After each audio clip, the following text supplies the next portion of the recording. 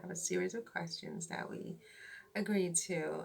Is the question of accountability, and why is it important for these powerful governments to be held accountable for what was done to these millions of workers, approximately 17 million workers between 1619 and 1865, and of course, the aftermath for their surviving descendants up until this day, where so many have suffered so many egregious violations, whether it's with law enforcement or other contexts in society, and the causal link between what happened to these millions of workers and what is going on in our society today, the society we have all inherited because of what was allowed to happen to a part of our human family, if you will. And I think it's a difficult question to answer for me.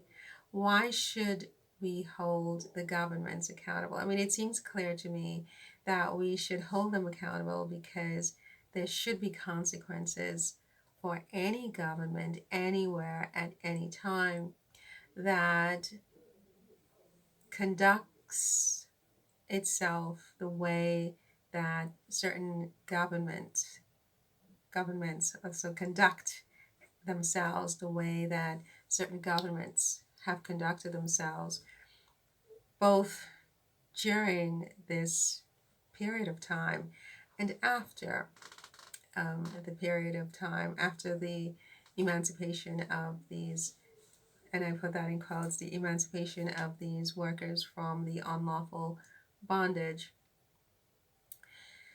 I think it's important to hold them accountable because there has to be consequences, okay?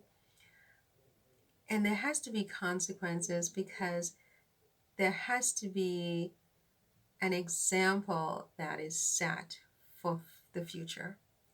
Because I think that where future generations are still left misinformed about these events and about the consequences of this kind of conduct from any government, that they are inclined to repeat these mistakes, whether in the United States or in England or Europe or elsewhere in the world. I mean, we're all a part of this one human family on this one planet. I mean, if the coronavirus didn't teach us that, nothing else will. So we can't really separate ourselves from each other as much as we think we can. I mean, it's an illusion. We are very much a part of the same experience, and what happens to one does and can affect all.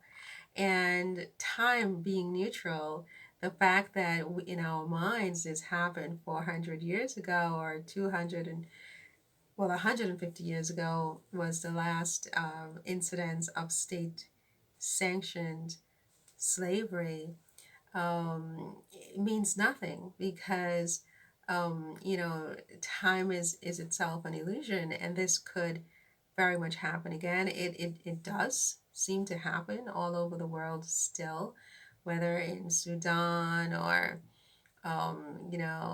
right in the Western world, in America, in England. I mean, there are people who are still enslaving other people. Human trafficking is still very much a problem in our world.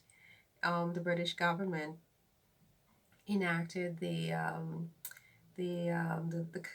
Modern Slavery Act not so long ago. So um, this hasn't ended, it's not over. And to the extent that governments are held accountable and that there are consequences for everyone, any government, any individual, private, public, what have you, that engages in this kind of conduct, is the better I think it will be for all of humanity.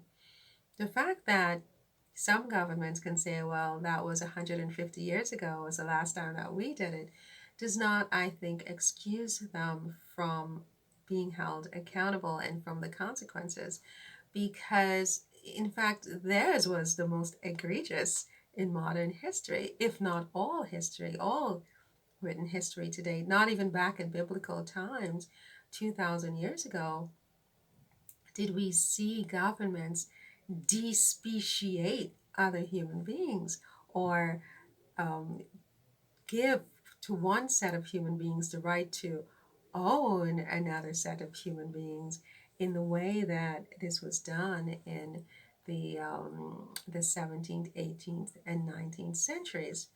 Um, in the biblical times, as I have said before, there was an arrangement where that lasted 7 years and not a day longer. The master did not own these workers. I mean, and often these workers put themselves into this situation to pay off debts, or other issues. And again, it there was an end to it, and when it ended, the master was required to give capital, cash, what have you, to the worker, and send them on their merry way to live their lives. There was no multi-generational incarceration of people's children for 17 generations, as was done here. It did not go on for 244 years. It went on for 7 years. And at the end of it, they left with, and it was required by law that they left with capital, right? Modern, the modern enslavement of approximately 17 million people cannot really be analyzed in the same context as what happened in ancient biblical times, because what happened between 1619 and 1865 was just completely unlawful. There was no basis for it. There's nothing rational about it. People went into other people's countries and habitations, and just because they didn't like the way these people looked, or they thought these people looked different from the way they looked, they decided that these people were not human beings. They despeciated these people from being human to being things, property, their property. And they, without due process, without any kind of court hearing, without this person having done anything wrong, they kidnapped these people, took them to another country, and with the apparent and statutory authority of the government, they kept these people in bondage for their entire lives, and then that of up to 17 generations of their children, for a cumulative 244 years in the United States, and in the British colonies a little bit less than that, but not much.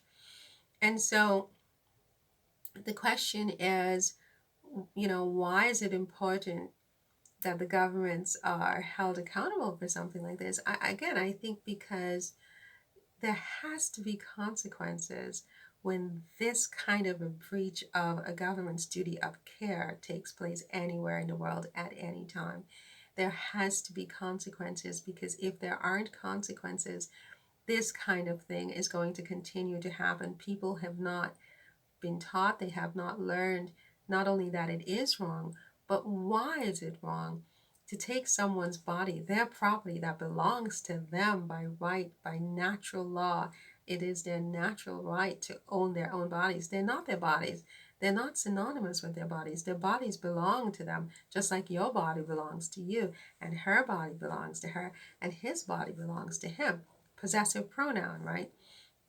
And so when you go in and you take someone and you exercise dominion and control over that person and assert ownership of that person, you are committing theft if that person did not agree to be your slave, or to be, to sell themselves, or to be anything that you determine that you're going to make them or label them, without a process, without them having done anything wrong, without them being able to go to the government and to appeal to the government for redress, for justice, for a hearing. It's completely illegal.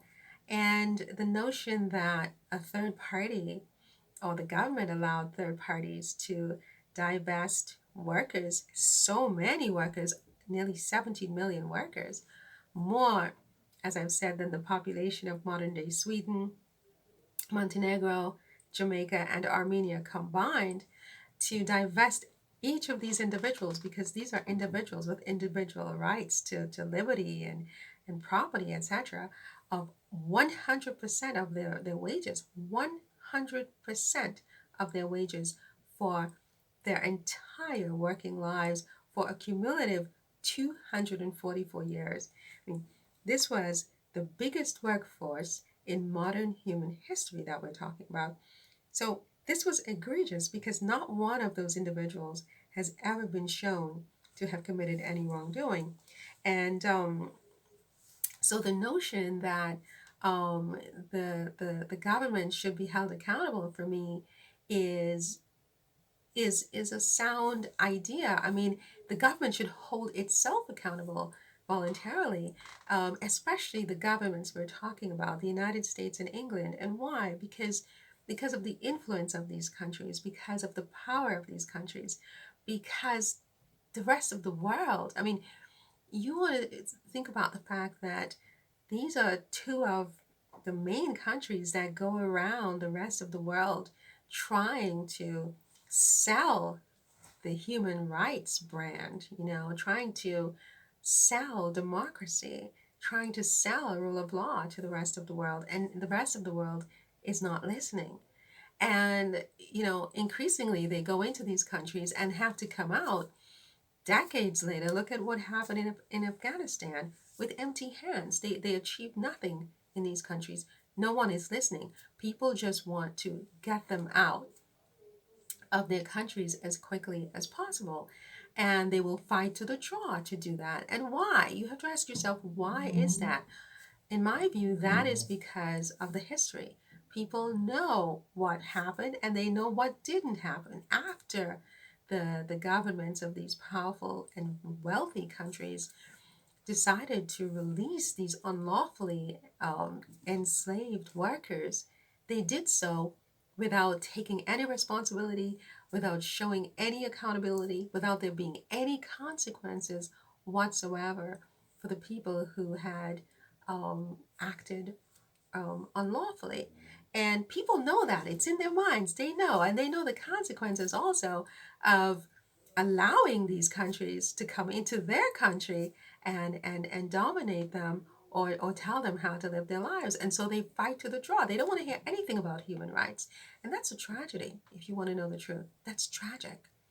Because every country, every leader should want to hear about human rights. And there should be some example that we can look to, an authentic one, to learn and to know what that really means. I don't think that looking to America and England is something that most countries are prepared to do at this time. And I think it, again, goes back to the history of what happened. So I think there has to be consequences and accountability, if for no other reason that the United States and England can enjoy the kind of respect that they seem to want in the international community where human rights issues are concerned.